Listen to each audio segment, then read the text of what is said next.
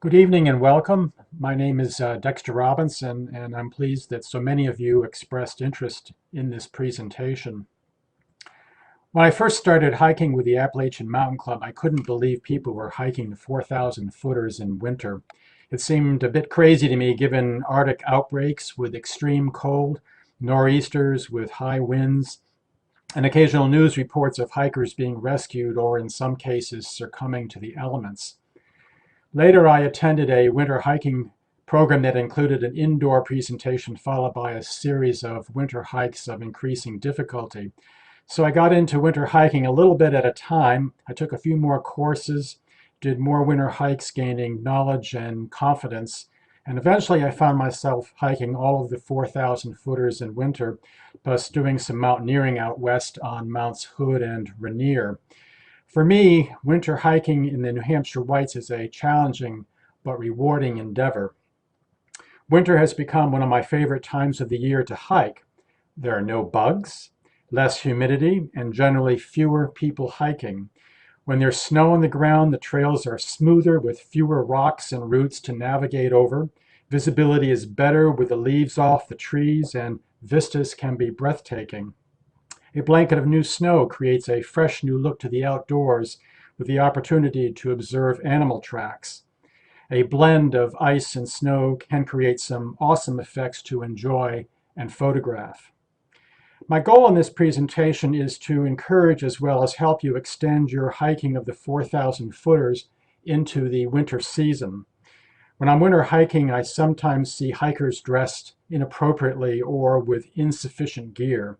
Since the margin of error is almost non-existent for winter versus summer hiking, I felt it was important to try and reach out and do more to educate people on how to winter hike safely, as well as making it more enjoyable. If you have questions as I go through this presentation, please feel free to enter them in the chat area, and I'll do my best to answer them at the end of the presentation.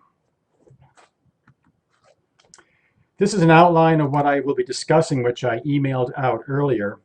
As someone said, being outdoors in winter is not about being cold, but being warm in a cold place. It makes sense to first talk about why we get cold, since it relates directly to how one should dress for winter. Once you've dressed appropriately, you need to know how to adjust your clothing to stay warm. I'll mention a couple of popular traction devices, talk a little about eating and drinking, followed by some suggestions of how to get started. I'll share some tips with you and then finish up with about a dozen winter photos. It's been said that we humans are tropical animals, poorly designed to withstand a cold environment. And due to this simple fact, clothing choices become all important when venturing outside in winter. But before we can discuss what to wear in winter, we must understand the basics of why we get cold. And this actually applies to any time of the year. It relates to a branch of physics known as thermodynamics. And keeping it simple, thermodynamics deals with the transfer of heat from one place to another. And we deal with this all the time. We know that we can get cold when the wind blows, since it pulls heat off our bodies. Likewise, when we sweat from overheating, evaporation aids in cooling us down. There are four major ways that cause us to feel colder in winter, as listed here. Conduction is simply coming in direct contact with something that's colder than you are, like putting your hand in the snow or touching a cold object like a car door handle or metal railing. Convection is when wind blows past you, taking your heat with it. On a windy day, you lose a lot of body warmth through convection. When you sit in the sun and feel its warmth on your face, you're enjoying a bit of radiation. Radiation is the transfer of heat across wavelengths, and that's the good side of radiation. On cold days, your body pumps out over 50% of your heat through the air through radiation. When the ambient temperature hits 68 degrees or less, you begin to lose body warmth like a wood stove giving off heat. Moreover, maintaining a core body temperature of 98.6 degrees is a highly regulated and complex process for our bodies.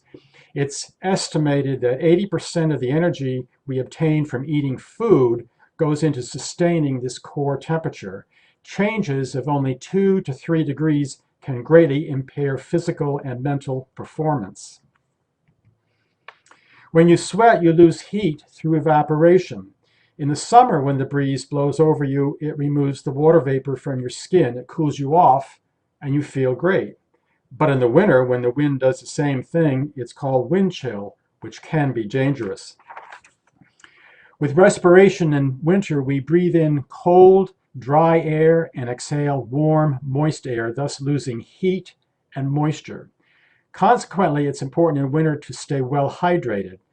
Even when it's 20 degrees out, walking up a hill can make us perspire. So the challenge for staying warm in winter is to keep our skin dry by minimizing sweating and to retain as much body heat as needed. This is the first takeaway from this evening's presentation. To stay warm in winter, you want to stay dry. And much of what I'm going to say that follows tends to actually support this. If we engage in vigorous outdoor activity, we are likely to sweat. How we handle the sweat is important and will depend on our clothing choices. All right, so now that we understand the various ways that we get cold, let's explore how to dress for enjoying the outdoors in winter. There's an old Norwegian proverb, there's no such thing as bad weather, only bad clothing. It's all about layering. This is the second key takeaway from this presentation. The basic strategy for dressing for the outdoors in winter hasn't changed all that much in the past decade or so. You want to wear multiple layers rather than one thick, bulky layer so that when you get warm, you can slowly begin to remove layers. If you wear just a big parka for all your insulation and then start sweating into it, you will be completely exposed when you take it off.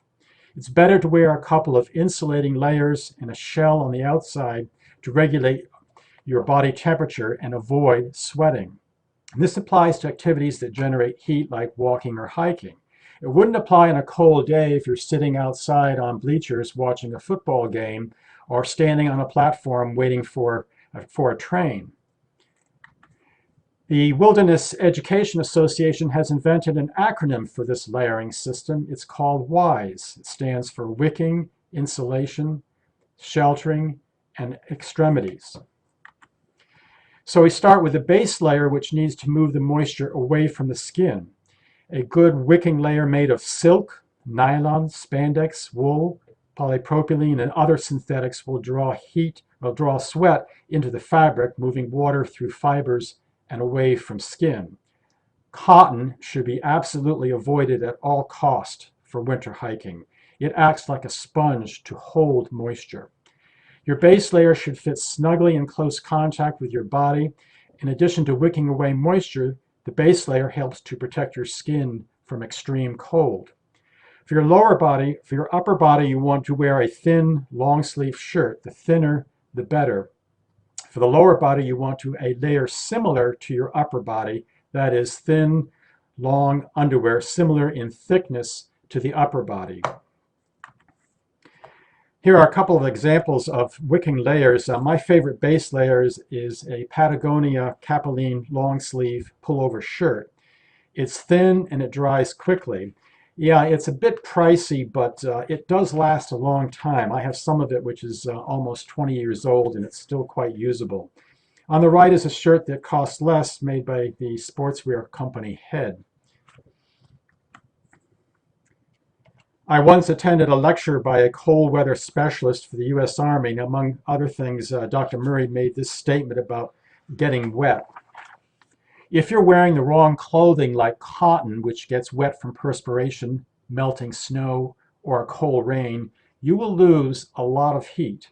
According to the U.S. Search and Rescue Task Force, water conducts heat away from the body 25 times faster than air because of its greater density. Having wet clothing is a big no-no in the winter. It often leads to hypothermia. On one of my first summer hiking trips in the Whites, I planned to meet the rest of the group at a trail junction on the Carter Ridge. The air was moist with clouds blowing through, and it was a fairly strenuous hike to the ridge. And while waiting for the others to show up, I started to get cold and shiver, so I added a sweater layer, but I was still cold. I then walked fast up and down the trail, but I was still shivering. Adding a rain jacket also had no effect. Finally, I decided to change my base layer t-shirt. And once I did that, it was like flipping a switch. I immediately warmed up so much that I had to remove a layer. So the lesson here is that keeping the base layer dry is very important for staying warm no matter what time of year. Insulating layers vary widely. Their role is to trap warmth against the body, creating a comfortable airspace between the wicking layer and the exterior shell. The more airspace or loft, the warmer you are, just like a down comforter on your bed. Unlike the base layer, it should fit loose to help you create airspace. In the past, wool could keep you warm even if it got wet, but there's one problem with wool, and that is that it takes a long time to dry. And this also applies to merino wool as well. Fortunately, along came fleece thanks to Malden Mills in Patagonia. It was a new, light, strong pile fabric meant to mimic and in some ways surpass wool. Fleece serves the same purpose by maintaining the insulating properties when damp, with the added advantages of being lighter and drying quicker than wool. And it comes in multiple weights, 100, 200, and 300. Other insulators include sweaters and quilted puffer jackets. And you're not limited to just one insulating layer either. You can combine several of them. So what I'm showing here is a fleeced vest on the left, which is I think a 200 weight, and on the right is a full zip, kind of almost like a jacket, but it's 100 weight. And you could use both of these together for your insulating layer, or you could use them individually. Just as it sounds, the sheltering layer protects you from the elements, providing shelter against wind and various forms of water like rain and snow. Our sheltering clothes not only have to protect us from these external sources, they must also keep us safe from the sweat produced by our bodies. The sheltering layer should cover the entire body, and this almost always means two pieces. A hooded jacket for the upper half and some form of pants for the lower body. The hooded jacket is sometimes referred to as a hard shell. It should be lightweight, waterproof, and breathable for all weather use. For pants, you can wear water and windproof nylon over a base layer, relying on the airspace between the two for additional insulation. And ideally, the pants should have side zippers for ventilation. A hard shell is a major purchase, so you want to do your homework. So here's a list of features to look for in a hard shell. You definitely want ventilation features such as side zippers or pit zips to vent off perspiration. Pit zips are zippers near the armpits. I highly recommend having pit zips on your hard shell. Most of my outer garments shells that I've had have pit zips, and they really do help. If your hard shell has front pockets, make sure they're high enough on your body so as not to interfere with the backpack hip belt. Not all hard shells have pockets. It's great to have some zipper pockets, not just on the outside, but at least one on the inside for things like your phone and food that you don't want to freeze. Outer pockets are good for things like snacks, hats, extra gloves. The more things that are accessible, the less you're going to have to take off your pack to retrieve them. Finally, you might want to consider getting the neck size larger for layering purposes. William and Bob Gore discovered a way of producing a fabric that was impervious to precipitation but not perspiration.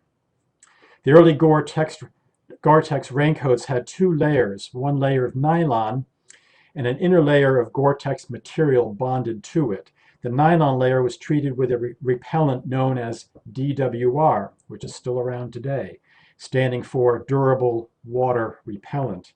Repellent keeps the jacket from wetting out, which could prevent water vapor from escaping. The parka on the left is one that I wear. It's a 3-layer Gore-Tex parka with lots of features, including pit zips and zippered pockets. And when it says 3-layer, what that means is that a third layer has been added on the inside. So you have this inner layer, and then you have the Gore-Tex layer, and then the outer nylon layer. The jacket on the right is also 3-layer Gore-Tex and has pit zips and pockets. We can't, of course, forget our extremities like feet, hands, and head. Your feet are absolutely critical for winter hiking. And some folks wear liner socks under their winter socks to wick away moisture and prevent blisters. You want socks that breathe. The preferred choice of socks these days are made of merino wool. And actually, that's just about all I wear these days is merino wool. Merino wool is breathable and adapts well to changing weather conditions, which keeps your feet more comfortable in winter as well as summer. Merino wool has evolved over time to be super lightweight, non-clammy, and it has an incredible ability to resist odor.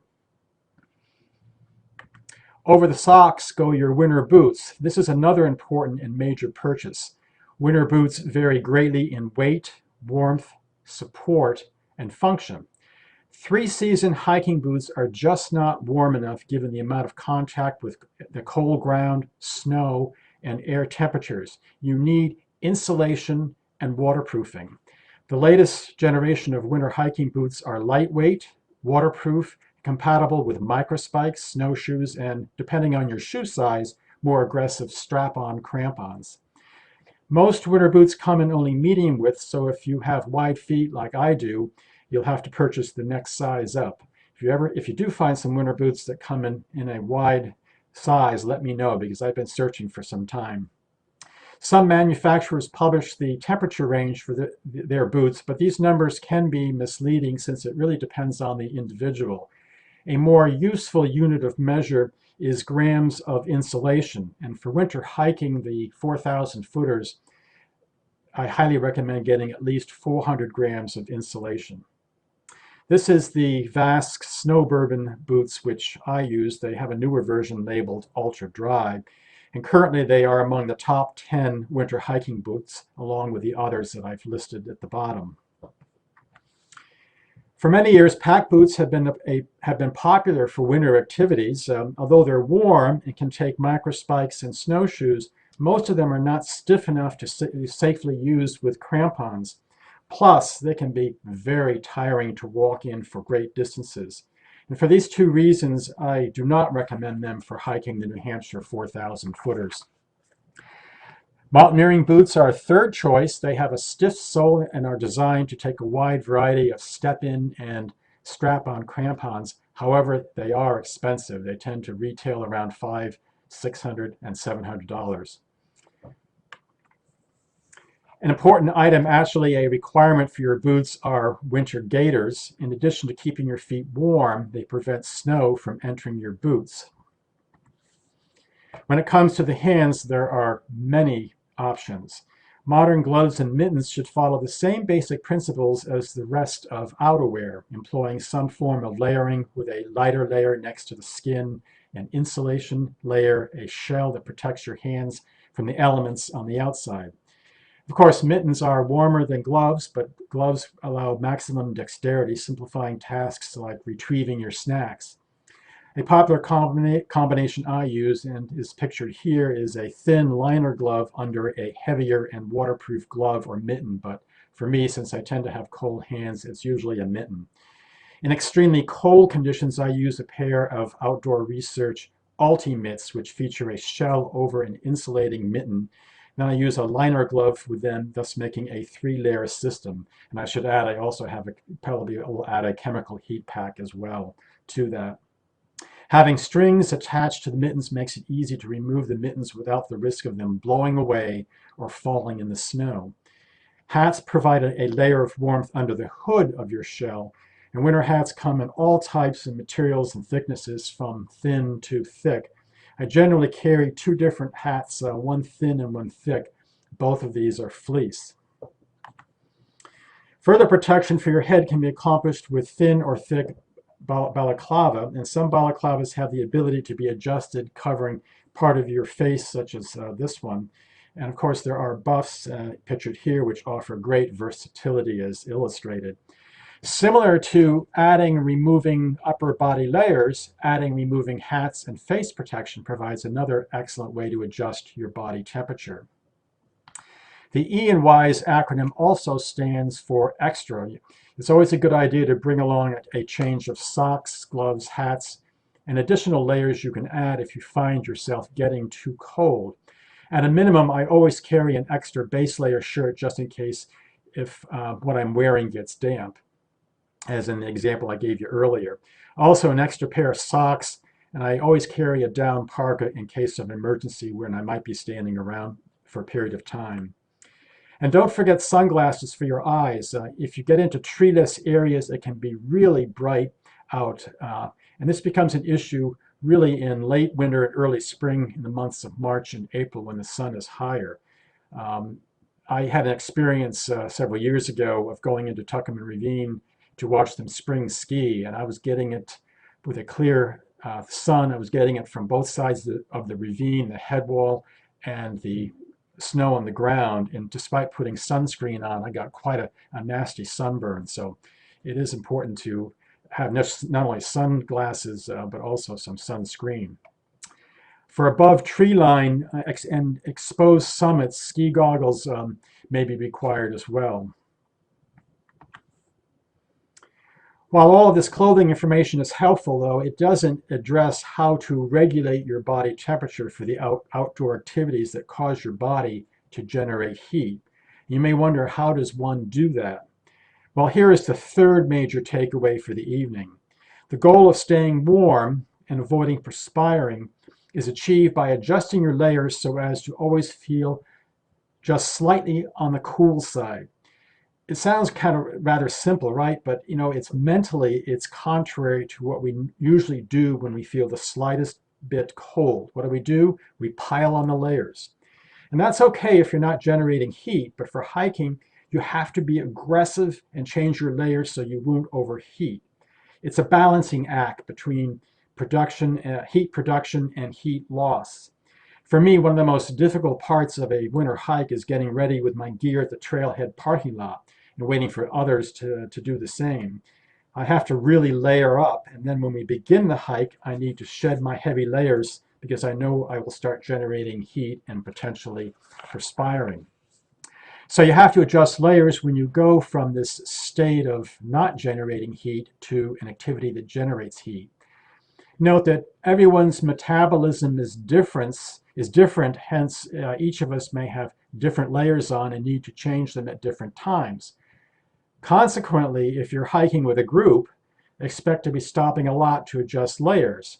If you need to change a layer, don't suffer in silence. Say something if you are or starting to overheat. Also, you'll need to adjust layers based on the environment. So as you climb higher, the temperature drops about 3.5 degrees for every 1,000 feet. Changes in the current weather and wind can also affect the environment. Generally, when we layer up and when we reach tree line, we layer up and we put a shell layer on. The ultimate goal of all of this, of course, is to stay dry. An important gear item you need for winter hiking is traction that attaches to your boots. And since this is an introductory presentation, I'm only going to talk about spikes and snowshoes. I sent out a document on spikes and microspikes, so I'm going to try and be somewhat brief here. Microspikes were invented by Kahtula, introduced back in 2008. They're a specific traction device consisting of chains with spikes attached to rubber that stretch over a wide variety of boots and shoes. And as a result of being the first ones to introduce this, microspikes have become a generic word for spikes of similar design. One important thing to bear in mind with them is that they are not designed for steep, icy slopes. And they're also sometimes are not effective if you have several inches of wet, heavy snow. A couple of years ago, there were a couple young fellows that were hiking around in the northern presidentials near Mount Adams, and they got too close to the edge of King Ravine. They were wearing microspikes. One of them fell into King Ravine. Fortunately, he only slid about 400 feet. He was not injured, And he also was lucky. He had a cell phone and he did have service and was able to call for help. But for about 4 hours, his friend thought he was a goner. Hillsound is another major manufacturer of spikes, and I actually prefer their Ultra model since it has more spikes and longer spikes than Catula's. The modern Western style snowshoe has come a long way from the wooden ones we often seen mounted over fireplaces. The materials have changed from wood to lightweight metal, plastic, and durable rubber. They come in different sizes depending on body weight plus your pack weight. Over the years, additional features have been added, including built-in crampons and televators. Televators are wire loops that can be flipped up under your heel to make it easier to walk uphill. It prevents your calves from getting tired when climbing. And for climbing mountains, I strongly recommend getting snowshoes with televators. Having had both kinds, it does make a huge difference. I currently use these MSR EVO Ascents, which are repairable and reasonably priced. The MSR Lightning Ascents are very popular, but they're much more expensive. Be sure to have your winter boots with you when you're shopping for snowshoes, particularly if you're looking for those snowshoes with televators to make sure that the wire will mesh well with your heel. You will need poles for winter hiking, particularly with snowshoes. The terrain with potentially unstable snow requires them for balance. Again, there are cheaper ones out there. I recommend 3-section poles. And you may already have poles which hopefully came with larger baskets for winter use. I use Black Diamond poles, which are pretty popular and reasonably priced. All of this clothing gear can add up to a lot of money. I can just hear your head going ka-ching, ka-ching, ka-ching. And it does take time, sometimes a couple of years to accumulate everything you need. There are a few things, though, that you can do to help reduce the cost. I did send out a list of places that you can purchase and acquire these items. You can purchase used clothing and gear. You have REI, which has frequent garage sales on Saturday mornings. If you're in the North Conway area, definitely check out International Mountain Equipment. And I think at this point, most of their floor space is devoted to consignment items of hiking, winter hiking and mountaineering equipment. Of course, watching for sales. I think there have been sales going on this fall, and again in late February and March towards the end of the winter season. You can also rent items like snowshoes, gaiters, and boots. REI, I know, does rent snowshoes, and so does the AMC. The AMC Highland Center, located right in Crawford Notch, rents winter boots, gaiters, and snowshoes. However, if you're thinking about doing this, you want to give them a call, because I don't know what changes or even if they're available to rent due to COVID. Okay, let's talk about food and drink. When winter hiking, plan on expending 2,000 to 3,000 more calories over normal activities. This is not the time to diet. Indulge yourself.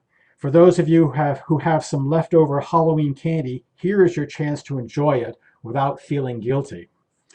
When I winter hike, I begin the day with a good breakfast, one that has a high number of calories. Whatever you do, don't skip breakfast. During the day, you want to consume 2 types of food: energizers like candy and chocolate, as well as sustainers like cheese and nuts. You want to focus on foods with high calorie content. You also want food that doesn't freeze, like peanut butter and jelly sandwiches, which is a favorite. However, you can bring things that freeze as long as you eat them early on the hike, and this is what I do. I'll frequently bring along orange or apple sections, but I just make sure that I eat them early in the day. You don't want to bring items like power bars unless you cut them up into small chunks. Otherwise, they become hard as concrete. My favorites include mini Reese cups and Hershey nuggets. Typically on a winter hike, you don't stop for extended lunch breaks. Otherwise, you will cool down. You want to graze all day. Plus, if you eat a significant amount of food at one time, you will feel colder since your energy is focused on digestion. And this is a good suggestion or something to think about even for 3-season hiking. And I've tried it a few times and it's worked quite well, where instead of stopping for a long lunch break, I just graze all day. I find that it sustains, my energy is I'm much stronger, and I don't have that post-lunch kind of droop. The small white bottle shown in the slide is not a medicine bottle, as some have asked me, but it holds my good old raisins and peanuts. It's much easier to open the bottle with gloves or mittens rather than fighting with a Ziploc bag. You can also use a small wide mouth Nalgene bottle, which serves the same purpose. Your drink should be a wide mouth, non-breakable plastic bottle, typically a 1 liter Nalgene bottle. And you should figure on 2 liters of liquid for a 6 to 8 mile hike. You need an insulated bottle holder as shown to slow down freezing. So what I do at home is I fill both of my 1 liter bottles with boiling hot water. I add something to one bottle to lower the freezing point. In my case, I add Tang. I know I'm really dating myself here. And I know that for some people, the sound of that may seem disgusting, but it does actually work for me. Hot Tang actually tastes pretty good. Plus it has electrolytes. As the liquid cools, you should invert the bottle in the insulator to keep the lid from freezing.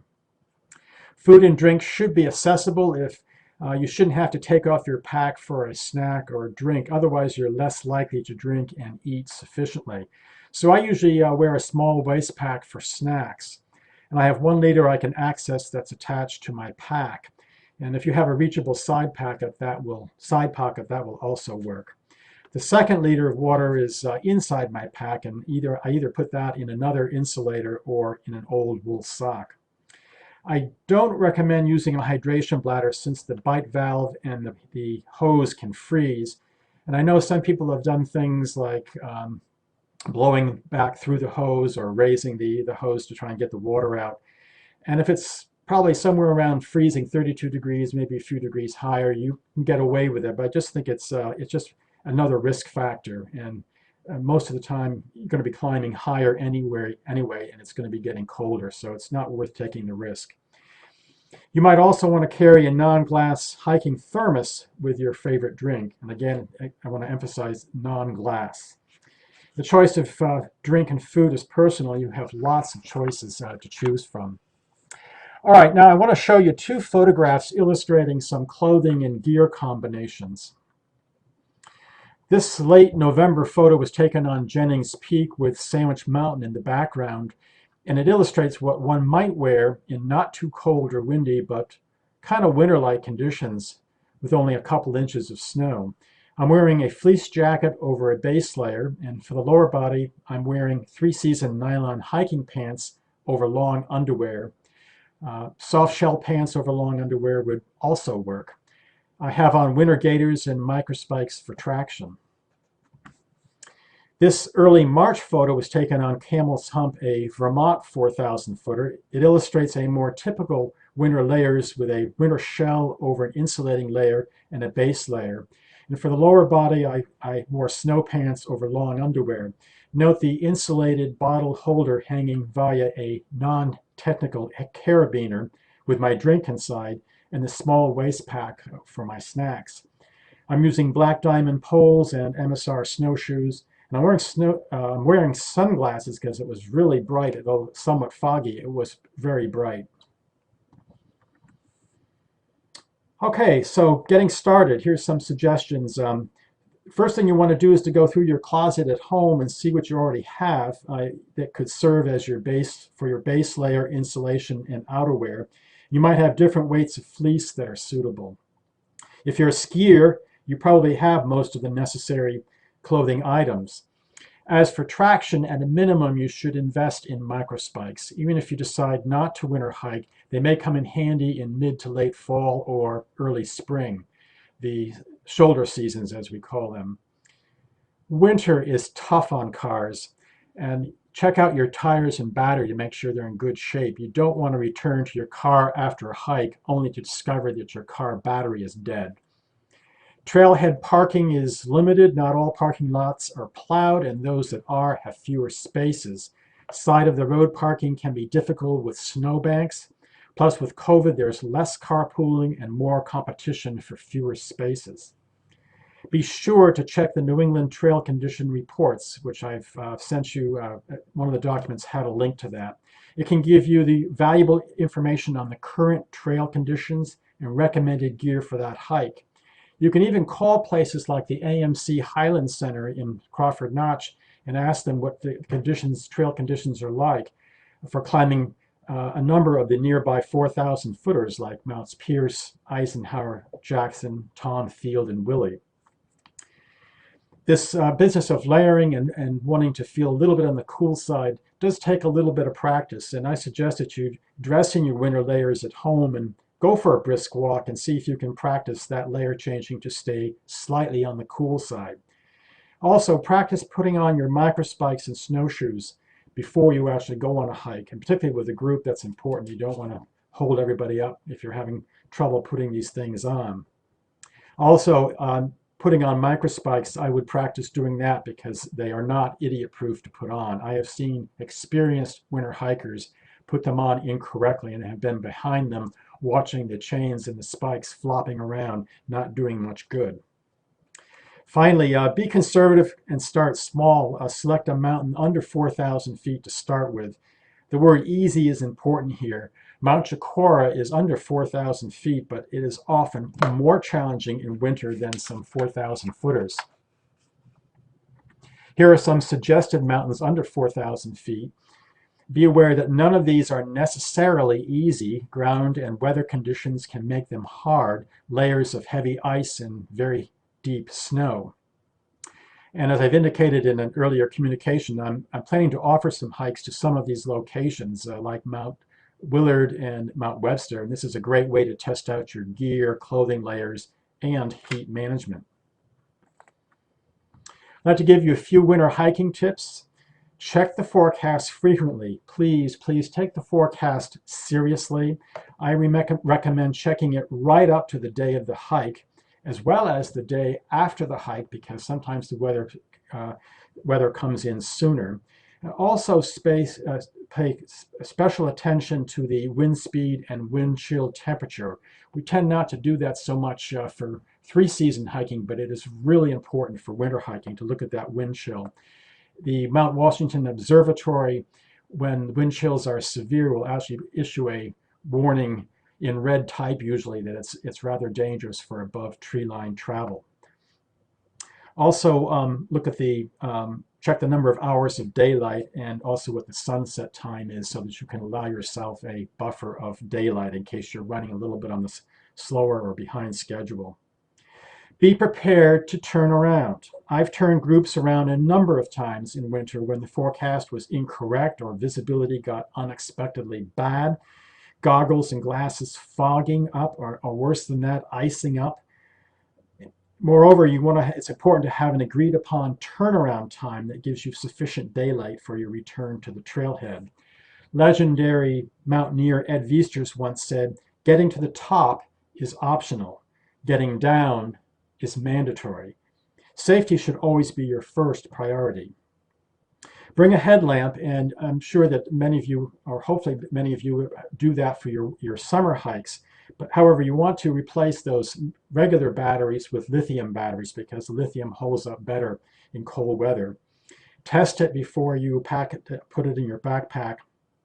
And I always bring an extra set of lithium batteries. And for that matter, I actually bring a second headlamp just so I can see to change the batteries in the primary headlamp if necessary, or there's a failure of the primary headlamp.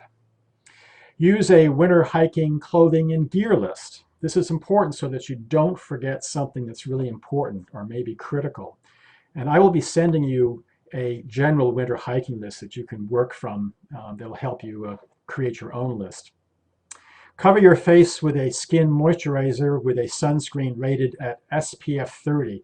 And this really helps when there's really bright snow reflection from multiple sources. And I really mentioned this earlier in the presentation. This becoming a bigger issue later in the winter when the sun is higher. Start hiking as early as possible. The winter days have less daylight. Also, since you also have a better chance of getting a parking spot. Really important, leaving a detailed trip itinerary with a friend or significant other. If you don't return in a reasonable amount of time, it gives search and rescue a starting point. And finally, hike with more experienced people. This can make the hike safer for you, and you can learn a great deal from them, like clothing and gear recommendation, what works and what doesn't work. Okay, I'd like to finish up with a couple of photographs. This is only partway up Mount Lafayette, and already there are terrific views due to the cold, clear air. This is what winter hikers really enjoy, a smooth, flat, packed out trail. This is the trail section between Mounts Liberty and Flume. This is why you need good, sharp traction in winter. Microspikes handle this quite well. This is one of the trails that leads to the summit of Mount Cardigan, a 3,000 footer. Snow and ice can create some wonderful effects like this frozen snow on a birch tree. This is rime ice on Mount Lafayette. Usually you only see this on Mount Washington. Rime ice is a white granular deposit of ice crystals formed by supercooled water droplets in fog coming in contact with a cold object. And the interesting thing about rime ice is that it grows in the direction of the wind. As mentioned at the beginning of the presentation, fresh snow is an opportunity to observe animal tracks. Icicles create a wonderful backdrop for a photo. This was along the Fish and Jimmy Trail on the way to the Kinsman Mountains. This was taken at the same location as the one I originally posted on the Facebook group. The heavy amount of snow over the short vegetation creates a world of its own. And the thing to keep in mind is, as the winter progresses, the snow depth in the whites gets deeper and deeper. So eventually it's 2 feet, 3 feet, 4 feet, 5 feet. You're up much higher, and that's why you're running into trees and overhanging branches, because you're up so much higher. So this vegetation that was maybe at 5 or 6 feet is now only 2 feet high, so you get better view and long distance views. This photo illustrates that you can have limited visibility with blowing snow and fog, and it can happen on a perfectly clear day. The conditions this day were not that bad as we descended Mount Washington. But it's interesting that a number of people have gotten into serious trouble and actually have died in the White Mountains on perfectly clear bluebird days. But the whiteouts and blowing snow and fog and very cold temperatures have been too much for them. Sometimes you do all this planning, you watch the forecast really closely, and it looks like it's going to be a great day for a hike, and maybe it's partly cloudy, and you set out with a couple of your friends, and you climb, and you're having a great time, only to get to the summit and discover that it's all socked in with no views at all. It does happen. This was taken on Mount Liberty. But if you're lucky, on a clear day, you'll be rewarded at the summit.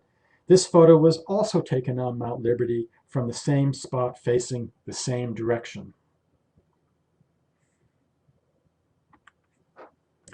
On a hike to Mount Monroe and Mount Washington, we were mesmerized by a very slow-moving cloud waterfall over the ridge between Mounts Franklin and Monroe. And some of the time we were briefly engulfed in a cloud. In fact, we kind of lost track of the time there for a while and found ourselves getting back to our cars at it was almost completely dark.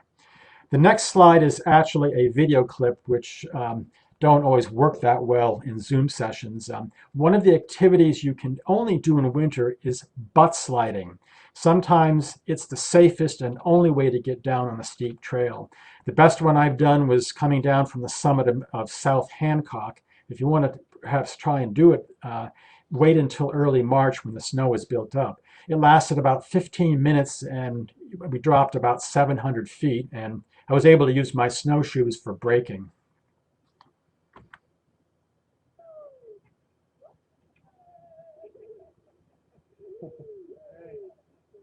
Nice.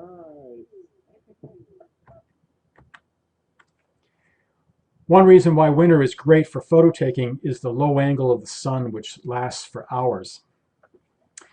This was on the ridge leading to Mount Liberty. This concludes the presentation, and I'll answer questions now. We have about 4 right at the bottom there. Right at the bottom, okay. There's one question, that must be harder to see cairns. Yes, cairns can be tricky, not just because of visibility, but because in some cases the cairns blend in with other rocks lying around. And a good place that this occurs, that's even a problem in the summertime when I've been there, is on the Jewel Trail above Treeline. I've actually tried twice to do Mount Jefferson that way. And well, aside from visibility, we had no help at all from the cairns. On the contrary, the Crawford Path between the Lakes Hut and the summit of Mount Washington, the cairns are much higher and they really stand out quite well. So it really depends on the trail and how well and how high the cairns are. What size pack do you recommend for winter hiking? I would, kind of hard to say. I think you're probably talking, I would say 40. I actually have a 50-liter pack, but I'm carrying extra stuff. But I would say between 30 and 40 liters, somewhere in that range, would do you well. If I'm with a group, I like to carry emergency things. I think mine is actually a 55-liter pack, and getting it a little bit larger is not such a bad thing. I mean, you don't have to necessarily fill it, but if there are things, you have clothing layers, extra insulating layers that you want to bring. You may want to bring more down if it's than just a jacket. So it's nice to have that extra space. Let's see, do you bring a professional camera on a hike? Good question. Cameras you have to be careful with in terms of temperature, and this is why phones don't work so well, because they can freeze up. I've had tremendous success with a small Canon ELPH, a PowerShot ELPH camera. It's the size of a deck of cards, and they sort of don't sell as many of those anymore. That's sort of because of how sophisticated phones have become, but something in that small size generally does pretty good. I've never had trouble with the battery. I've never used up a battery, and I've taken video clips. All of these photographs were taken with that small PowerShot camera. Big camera, yeah, you're going to have to wrestle with it. You're going to have to put it somewhere where you can get to it. That's the only thing with a more professional camera, an SLR or mirrorless type camera. One pair of socks. Generally, one I'm wearing and one extra pair of socks. If I'm not sure if I understand that question. I think there's like one pair of socks at one time. I know you talked about sometimes liners. Oh, yeah. Well, liner socks can be used. They're the thin socks, so we use them in the summertime too to kind of help wick away the perspiration and keep our socks from getting damp and wet. I think in one of the documents I sent you on vapor barriers, that's one way of dealing with extra perspiration. But in general, the heavy sock, I only bring one extra pair, and that seems to have worked out pretty well. I mean, if you're using winter hiking boots, they're waterproof, as opposed to trying to do it with 3-season boots, which I see a lot of people doing. I've been seeing posts of people hiking in winter conditions with 3-season boots, and they do get wet. The thing about winter boots that are sold as winter boots is that they are totally waterproof. They don't eventually become wet over time. They stay dry on the inside, aside from your perspiration. All right, let me see if I can find another one here. When should you change from microspikes to crampons? When should you change from microspikes to crampons? That's a good question. I think you have to evaluate what kind of ice you have and the steepness of the ice. Microspikes generally, I'd say anything over 20 degrees, 20-degree angle. I mean, you'd have to kind of judge it. I would switch over and also try and test it out. But anything, and I've seen people doing it steep places, and I'm guilty of it myself. I mean, I've used them once on the Amanuzik Trail in May when there was still ice and snow on the trail, and one of my hill sounds uh, snapped, and I was able to get to the summit. I had some wire. I have a small Ziploc bag with all sorts of safety pins and wire and various and sundry things. And I was able to wire them up and everything, but it was a reminder that I was really overtaxing them. So I think the angle, the steepness is critical. You really don't want anything too steep because remember, it's just rubber around your boot. It's unlike a crampon, which has a much stronger attachment to your boot. I got a private question. How do you practice walking in snowshoes before hiking in them? Is there a special technique for snowshoeing? Special technique for snowshoeing: keep your feet wide apart. Is the main thing. Unlike microspikes when you can walk normally, but with snowshoes you do have to be consciously aware of your feet. And if you have large feet, that can be an issue. If you have a wide snowshoe and the trail has been packed down and is narrow, that can be somewhat hard because you're going to be, if the trail is narrow with where it's packed down, it can be forcing your feet closer together and can make it somewhat difficult. So you may have to somewhat widen the trail, but generally it's being conscious that you have to keep your feet wide apart. Go higher? No, at the bottom. Oh, at the bottom, okay. Okay.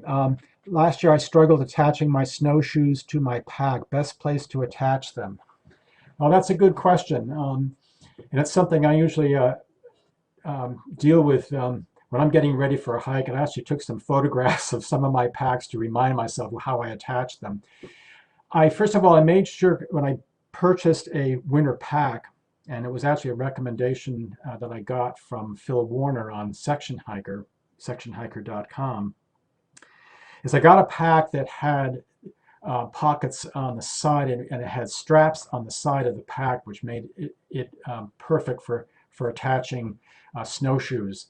The other place you can do is them both together on the back of the pack, but again, it's a weight thing, and it may tend to offset your balance more backwards.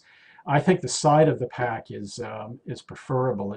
They're separated. You can put them with if they have crampons, which they should have, on the outside, and they're fairly easy to get off. Those are the two main places that I've found that work with attaching snowshoes. Let's see. Have you encountered? What peaks you don't recommend to hike solo? I think anything above tree line, you're taking added risks, and it's risk management. And I'll have to confess that I have hiked above tree line. I have hiked solo Mount Washington once. I probably would never do it again because it was unusual conditions. It was above freezing. It was clouds, fog blowing through. Everything was melting. And there were a few things that happened. I said, well, boy, if that had gone this way, it could have been really serious. There were other people around, but I think in general, above tree line is risky. Something like any of the presidentials. Mount Adams, I think, is more difficult than Mount Washington. It took me 4 times to hike it in winter, despite sometimes going up and staying at some of the shelters along the way to give 2 chances to try and summit it. I think one determination, because I have done solo hiking on ones below tree line, if I know that it's a popular trail like the Crawford Path, or it's like Mount Pierce, for example, and it's on a Saturday and you know there's going to be a lot of people around, then that's a safe condition. But things can happen in the wintertime, like, for example, frostbite and frost nip and so forth. And if you're not completely covered, which normally you would be in above tree line situations in cold temperatures, you need somebody else to help you get everything covered up. So that's just a few words of advice on that. Have you encountered wild animals during hikes? Any tips on how to protect yourself from them? I'm worried about bears and bobcats. You know, I've been doing this for 20 years. I think the only thing I've actually seen was a fox on the Ammonoosuc Trail. It was way ahead of us, and it quickly went off to the side of the trail. I mean, bears they should be hibernating unless it's really warm. And as for other animals, bobcats, I've not seen any of them. They generally tend to avoid people. And if you're on popular trails, they're not going to go near those trails, generally. Tips to know when to turn back. How do you know what's just going to be snow versus whiteout when looking at the forecast? Boy, I tell you, you really can't tell about whiteouts. Whiteouts are tricky. Quite a few years ago, our AMC chapter did a winter hike to Mount Pierce. It was part of their winter hiking series.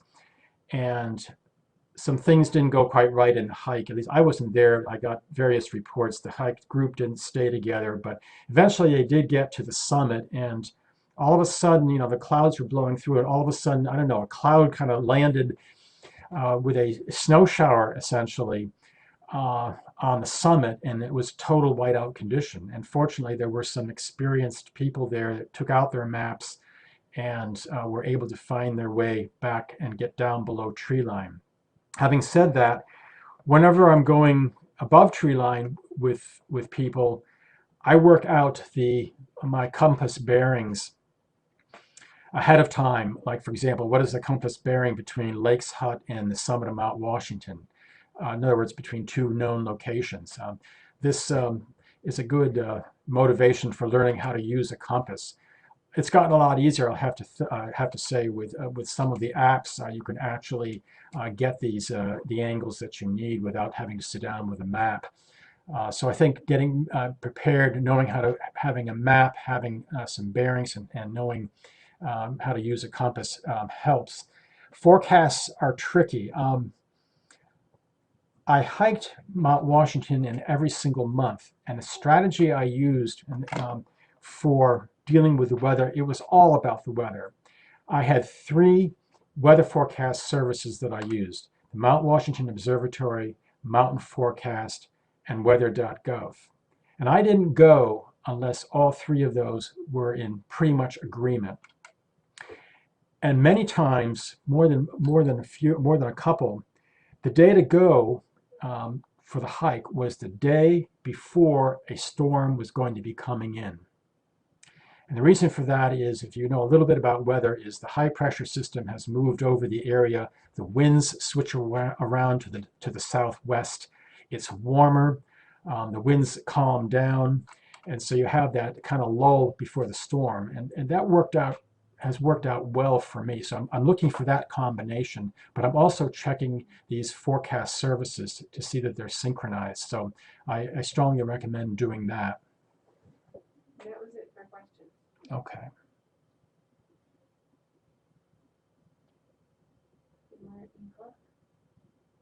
Okay, I don't see any more questions. You can always email me with any others that you might have. Be on the lookout. I'm going to send you some more documents, and I'm actually sending you one on weather in the New Hampshire mountains as well, with some ideas and how to deal with weather and forecasts and so forth. Thank you, everybody, for listening to the presentation. I think, unless there's any more questions, I think we're ready to call it a night. And I look forward to maybe seeing some of you on the hikes that I'm going to be offering. Thanks again. I'm going to stop sharing.